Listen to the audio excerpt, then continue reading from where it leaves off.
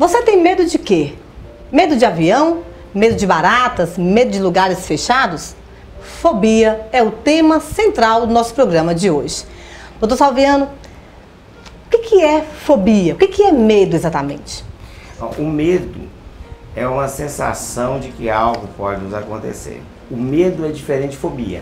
Medo é algo instintivo que Deus nos deu para que nós pudéssemos nos precaver, ou seja, é um instinto de preservação da espécie. O medo. A fobia é diferente.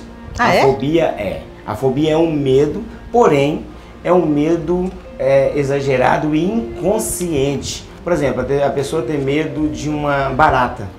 O medo de algo inofensivo é um medo inconsciente, isso é um medo fóbico. Pode ser um medo aprendido?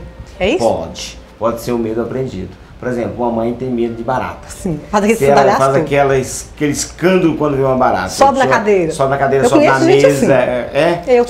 Sobe na cadeira, E o filhinho, ele começa a ver aquilo.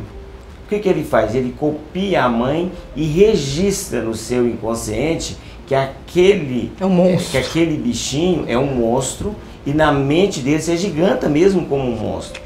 Então quando ele crescer e ele vê uma barata, automaticamente ou provavelmente a sua reação vai ser a mesma reação da sua mãe. Então, na verdade, esse ato, naquele momento ali que a mãe sobe, grita por causa de uma barata ou coisa assim, ou uma lagarta, por exemplo, ela transfere aquele medo que ela tem instintivamente para o filho ou para alguém que está perto. Porque se ela é a protetora do seu filho, e aquela lagarta, ou aquela barata, ou aquele sapo lhe causa pavor, imagina ele que é o inofensivo, que é o protegido.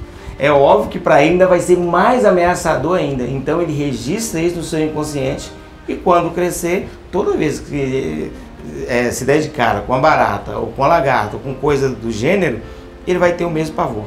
Um pesquisador chamado Seligman, ele fala que as pessoas poderiam entender melhor o medo, mas de uma forma diferenciada. Por exemplo, tem gente que às vezes vê uma barata, tem medo de uma barata, de uma galinha, né? De sapo, de lagarta, e não tem medo de borboleta ou de flor. E tem flor que é mais venenosa, né? Tem flor que mata, por exemplo. Então, assim, diferenciar um pouco essa questão da beleza. Será que o medo está ligado ao feio? Será que o medo é o contrário do belo? Não é, porque eu já tive pacientes, por exemplo, que tinha medo de borboletas, indiferente se ela era aquelas que nós chamamos, entre aspas, de bruxa, aquela feia, ou as belas, as coloridinhas, todas bonitas, em qualquer jardim, que nós encontramos em qualquer jardim. Então não é a questão do belo ou do feio, é a sensação, é o que aquele objeto me causou, o susto que aquele objeto me causou em determinada circunstância. O medo está ligado a alguma ruptura emocional, a um trauma específico, doutor? Tá. Pode ser tratado? Por exemplo, a claustrofobia. Pode ser. Ontem eu palestrava para grávidas e falava sobre isso. Se uma mãe tem um trauma enquanto ela estava grávida e esse trauma foi muito forte, ela atinge o seu bebê no útero. E lá é o local de proteção. Você entende? Então, tem pessoas que vão...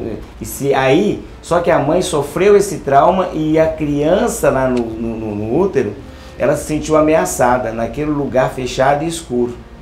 Então, a maioria das pessoas claustrofóbicas tem esse trauma, que foi vivenciado pela mãe no período pré-natal. Então, quando ela entra no elevador, quando ela está num quarto fechado, quando ela se vê em lugares que não tem entrada de ar, ela desespera.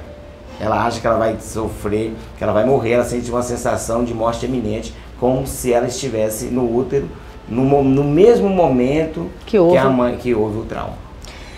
Como superar esse medo, então? Medo de barata, medo de local fechado, medo de aviões, por exemplo. Como superar? Como que a pessoa que está nos assistindo, quanto a pessoa que indicou esse tema para este programa, pode superar, pode trabalhar melhor esse medo? É preciso uma análise, um acompanhamento? É preciso, requer um tratamento. E no tratamento, o que vai acontecer? Por quê? O que vai acontecer no tratamento? o analista, ou o psicólogo, ou o profissional que estiver trabalhando com a pessoa, tratando a pessoa, vai levar a pessoa a reconhecer o seu medo e trabalhar juntamente com ela com esse medo, ou seja, tornar visível o inimigo invisível, tornar conhecido, e como diz um poeta da antiguidade, né? Conhecer é despoetizar, é racionalizar a situação. É difícil racionalizar a situação? É, mas isso só é possível com a ajuda de um profissional, porque senão esse medo, o medo fóbico, ele é perigoso, Davi. Porque ele pode levar a pessoa a não ter uma vida satisfatória, pode levar a pessoa a ter uma vida improdutiva, que tem pessoas que vão chegando a um nível tão alto de, por exemplo, de claustrofobia, que ela não sai de casa para nada, aí ela não trabalha mais. Tem medo de tudo. Tem né? medo de tudo. A violência está aí, né? Por exemplo, tem uma fobia chamada fobia escolar. Eu estou tratando de um adolescente agora que tem 3 anos que não vai à escola. Chora de amor pela escola. Mas quando fala em ir à escola, parece que trava completamente. Existe essa fobia, é chamada de fobia escolar. Foi um trauma, então, que ele teve? Provavelmente. Em alguma escola, em algum local onde ele estudou anteriormente. Doutor, o processo de racionalização do medo pode ser atribuído à história do bicho-papão, por exemplo, quando éramos crianças, viu o bicho-papão, boi-boi da cara preta. E hoje a gente vê que, que bobeira, que besteira, eu não acreditei. É isso aí? Despoetizar.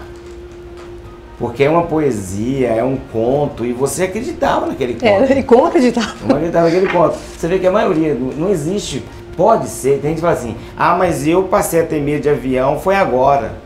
Mas esses medos aprendidos ou medos circunstanciais, essas fobias circunstanciais, você vê um acidente de avião, e você leva pela racionalização, gente, como pode um objeto daquele peso no ar e se cair? Aí você vê de vez em quando os meios de comunicação veicularem que caiu um avião em tal lugar, morreu 250 pessoas e você vai estar dentro do próximo voo. Então, esses medos aprendidos, tudo isso é tratado. E o risco de avião mesmo de um carro? Aliás, até menos, né? Até menos. É menos. Você é o pode meio de transporte mais e... seguro. Ainda é o meio de transporte mais seguro depois do elevador. Certinho. Para encerrar, então, a terapia, a psicanálise, a hipnose, então, são os meios de cura e de libertação dos traumas, de medos e fobias? Com certeza. O tratamento psicoterápico, ele é importante, ele é interessante, e quem tem fobia e sentir que essas fobias não está lhe poldando, está lhe tirando a satisfação de viver e tornando a sua vida improdutiva, procure urgentemente um tratamento. Ok. Eu quero agradecer a nossa telespectadora assídua, Selma Dias, pela indicação. E você que está em casa, se tiver algum tema, alguma dúvida, que nos envie, nós vamos estar tirando as suas dúvidas e trabalhando aqui no programa. É isso aí. E no próximo programa, nós vamos falar sobre poder. Você sabe lidar com ele? Aguarde. Tchau.